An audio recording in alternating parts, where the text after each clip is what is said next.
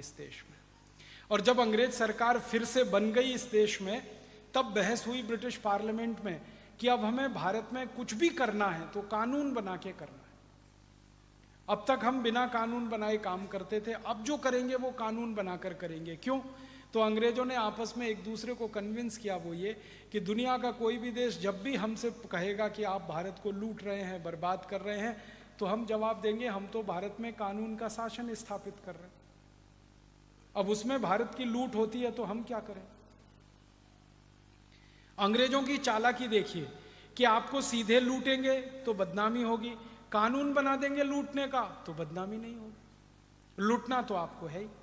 इसको ऐसे समझिए कि कोई आपकी जेब काटे तो आप चिल्लाओगे मेरी क्यों जेब काट रहा है। फिर अगर वो जेब काटने का कानून बन जाए इस देश में और कोई व्यक्ति जेब काटे, तब आप क्या चिल्लाओगे? कानून बन गया, वो तो कानून का पालन हो रहा है, भले आपकी जेब कटे उसमें।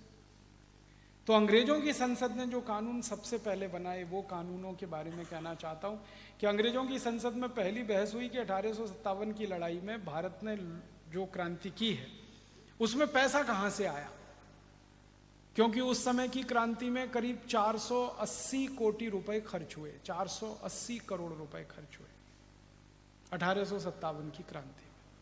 और ये कोई छोटी मोटी रकम नहीं थी। अगर इसको आज के हिसाब से समझना हो तो 300 का इसमें गुणा करना पड़ेगा, क्योंकि रुपए का अवमूल्यन उतना हो चुका है तब से। इतनी बड़ी रकम इकट्ठी हुई थी 1857 की क्रांति में पूरे देश में। तो अंग्रेजों ने इस पर बहस की कि ये पैसा दिया किसने। तो अंग्रेजों के कुछ अधिकारियों ने कहा कि उद्योगपतियों ने दिया, व्यापारियों ने दिया, किसानों ने दिया, कारीगरों ने दिया, ये सब लोगों ने पैसा इकट्ठा करके क्रांतिकारियों को दिया। तब अंग्रेजों ने तय किया कि अब भारत में ऐसा कानून बना दो कि आगे कभी भी किसी क्रांतिकारी को लोग पैसा ना दे पाएं और लोगों के हाथ में पैसा रहने ही नहीं पाए, सारे पैसे उनके हाथ से छीन लो। तो भारत के लोगों से पैसे छीनने के लिए, धन छीनने के लिए सबसे पहला कानून इस देश में बना, उसका नाम है इंडियन इनकम टैक्स एक्ट। और अंग्रेजों ने जब ये कानून बनाया तो आप हैरान हो जाएंगे ये जानकर कि इंडियन इनकम टैक्स एक्ट जब उन्होंने बनाया 1860 में और इसको लागू किया पूरे देश में, तो रकम कितनी छीननी है, धन कितना छीनना है, तो अंग्रेजों ने कहा 97%।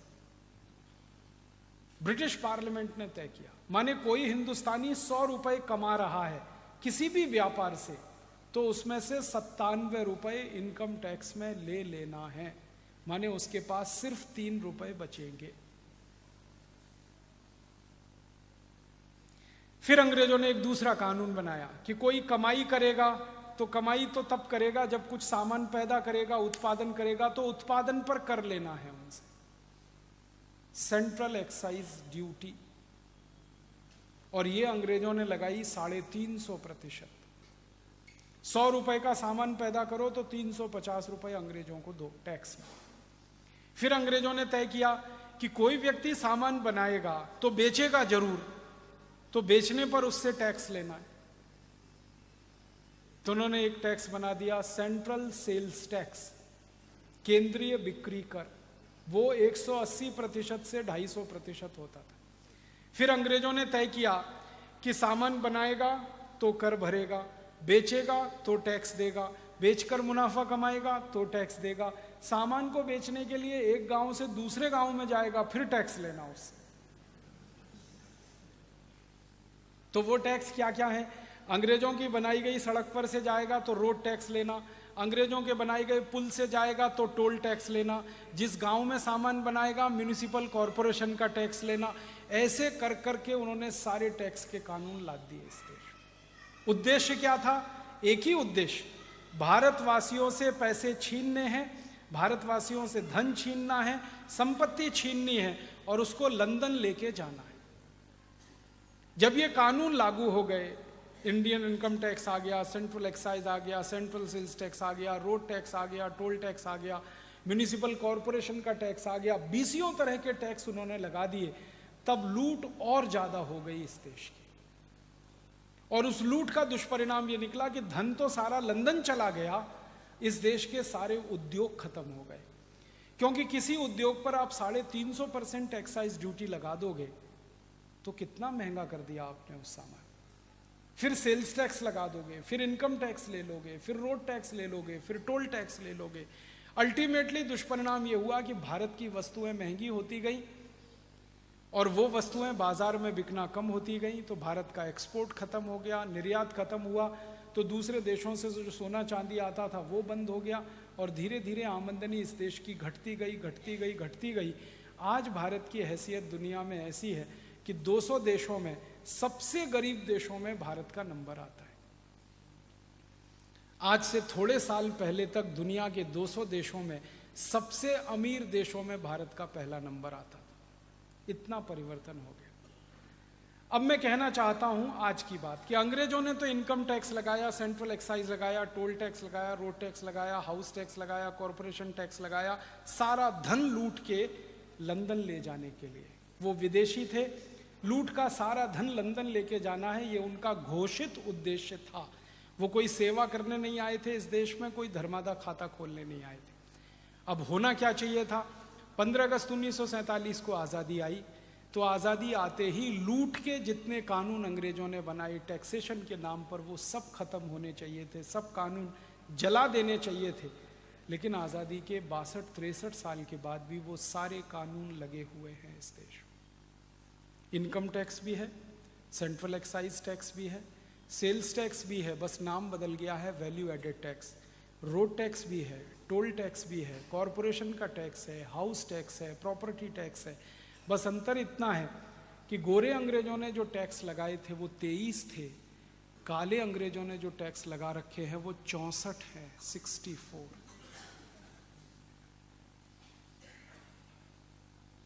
गोरे अंग्रेज लूट लूट के सारा धन टैक्स के माध्यम से लंदन में जमा कर रहे थे, ये काले अंग्रेज आपसे धन लूट लूट कर स्विट्जरलैंड में जमा कर रहे हैं।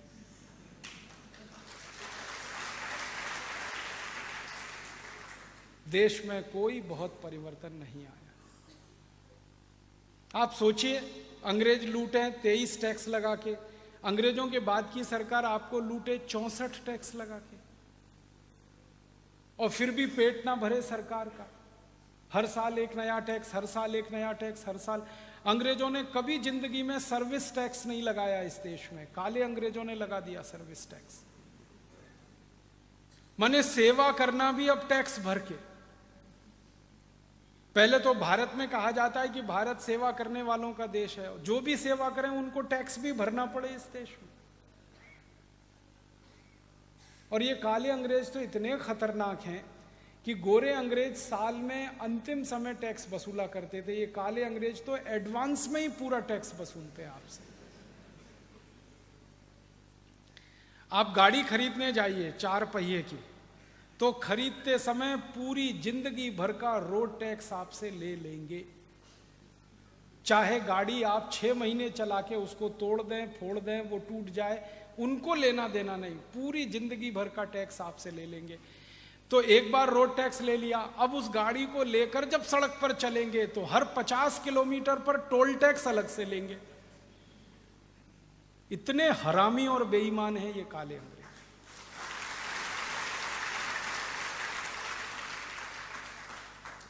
हम पैसे देते हैं म्युनिसिपल कॉरपोरेशन को टैक्स के रूप में, ताकि म्युनिसिपल कॉरपोरेशन हमको सुविधा दे उस पैसे से। मुझे अभी पता चला कि कोल्हापुर के म्युनिसिपल कॉरपोरेशन को सैकड़ों करोड़ का जो आप टैक्स देते हैं, उस म्युनिसिपल कॉरपोरेशन ने एक 48 किलोमीटर की सड़क बनाने का ठेका दे दिया है किसी को 233 करोड़ में, 237, 270 करोड़ में 48 किलोमीटर की सड़क बन रही है।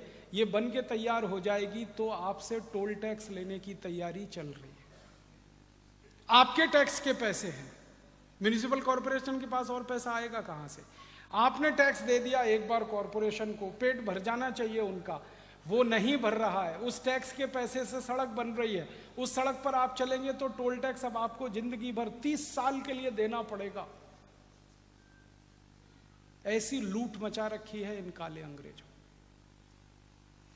सारे देश में ये लूट मार है टैक्स की, और इस लूट मार के 3 दुष्परिणाम हैं। सबसे पहला दुष्परिणाम है कि जो चीजें सस्ती होनी चाहिए वो 64 तरह के टैक्स लगने से बहुत महंगी है।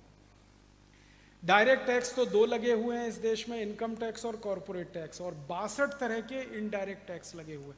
और आपको मालूम है, थोड़ा भी अर्थशास्त्र का ज्ञान हो तो डायरेक्ट टैक्स की जो मार पड़ती है वो किसी अमीर के ऊपर होती है, श्रीमंत के ऊपर होती है, लेकिन इनडायरेक्ट टैक्स की जो मार होती है वो गरीबों पर सबसे ज्यादा पड़ती है। गरीब मार खाते हैं उसकी, इनडायरेक्ट टैक्स की। और इस देश में उसके दुष्परिणाम ये हैं, जो चीज आपको 1 रुपए में मिलनी चाहिए वो 70 रुपए में मिल रही है, जो 70 रुपए में मिलनी चाहिए वो 7,000 रुपए में मिल रही है। ऐसी लूट मची। मेरे हाथ में एक बॉल पेन है, ये बाजार से आप खरीदो 10-12 रुपए का मिलेगा, ये फैक्ट्री में सिर्फ 1.5 रुपए का बनता है। मेरे हाथ में एक रिस्ट वॉच है, आप इसको बाजार से खरीदो 500-550 रुपए की बनेगी, मिलेगी, ये कारखाने में 70 रुपए की बनती है। आप एक सीमेंट का पैकेट बाजार से खरीदते हैं ना 246-250 रुपए का, फैक्ट्री में वो 76 रुपए का बनता है। 1 लीटर पेट्रोल जो आप बाजार से 50 रुपए में खरीदते हैं वो 12 रुपए में तैयार होता है। 1 लीटर डीजल जो आप 35 रुपए में खरीदते हैं वो 7.5-8 रुपए में बनता है। 1 लीटर केरोसिन जो आप बाजार से 20-25 रुपए में खरीदते हैं वो 7-7.5 रुपए का 1 लीटर होता है। कोई भी चीज जो आप खरीद रहे हैं बहुत महंगी कीमतों पर, उसका सबसे बड़ा हिस्सा है टैक्स और दूसरा बड़ा हिस्सा है कंपनी का प्रॉफिट। दोनों मिलकर आपको लूट रहे हैं। और ये टैक्स के माध्यम से हम जो धन देते हैं हमारी सरकारों को, वो कोई थोड़ा बहुत नहीं है। हम लोगों ने एक बार हिसाब निकाला, केंद्र सरकार को जो हम टैक्स देते हैं, राज्य सरकार को जो टैक्स देते हैं और म्युनिसिपल कॉरपोरेशन को जो टैक्स देते हैं, वो एक साल में कुल मिलाकर 20 लाख करोड़ रुपए है। केंद्र सरकार को हम एक साल में देते हैं 6.25 लाख करोड़ रुपए टैक्स में। 31 राज्य हैं इस देश में, सभी राज्यों की राज्य सरकारों को हम देते हैं 12 लाख करोड़ रुपए एक साल में, और करीब 2 लाख करोड़ रुपए हम देते हैं, 2 से 2.5 लाख करोड़ म्युनिसिपल कॉरपोरेशन को। कुल मिलाकर 20 लाख करोड़ रुपए सालाना हम टैक्स में दे देते हैं। अब इतना रकम हम सरकार को टैक्स में दे देते हैं, केंद्र को, राज्य को, म्युनिसिपल कॉरपोरेशन को, ये कितनी बड़ी रकम है, अंदाजा है आपको? इस 20 लाख करोड़ रुपए को अगर आप टैक्स में ना दें, 1 मिनट के लिए सोचें, सरकार को ना दें, टैक्स में ना दें, ये सारी रकम गरीबों में ऐसे ही दान कर दें, तो पूरी गरीबी इस देश में 1 साल में ही खत्म हो जाती। और अगले साल इस रकम को आप बेरोजगारों को दान कर दें तो बेरोजगारी दूसरे साल में खत्म हो जाती। फिर इस रकम को तीसरे साल लोगों को दे दें तो इतनी रकम से जो सोना आता है, भारत के 6,38,365 गांव की सड़क सोने से बन जाती है। और चौथे साल फिर ये रकम आप दे दें लोगों को तो एक सड़क सोने से बनी, उसके ऊपर दूसरी सड़क फिर सोने से हम बना सकते हैं। और 4-5 साल के बाद तो मैं सोचने लगा कि क्या करें 20 लाख करोड़ का, समझ में नहीं आता। मतलब देश का विकास करना 20 लाख करोड़ रुपए सालाना के टैक्स में 5 साल में ही संभव है। 5 साल से ज्यादा नहीं लगेगा इस देश को विकास होने में। गरीबी, भुखमरी, बेकारी सब दूर हो जाती है। लेकिन ये सरकारें 62-63 साल से टैक्स लेती जा रही हैं, हमारी ना गरीबी दूर कर पा रही हैं, ना बेकारी दूर कर पा रही हैं, ना पीने का पानी दे पा रही हैं, ना चलने को सड़क दे पा रही हैं, ना दवाएं हमारे पास हैं, ना डॉक्टर हमारे पास हैं, ना स्कूल हमारे पास हैं, ना स्कूलों में टॉयलेट हमारे पास हैं। मुझे बहुत दर्द होता है ये कहते हुए, आज़ादी के 63 साल में इस देश के 3.5 लाख गाँव में पूरा अंधेरा है, बिजली नहीं है। आज़ादी के 63 साल, लगभग 2.5 से 3 लाख गांवों में चलने की सड़क नहीं है, लगभग 3 लाख गांवों में कोई डॉक्टर नहीं है, कोई हॉस्पिटल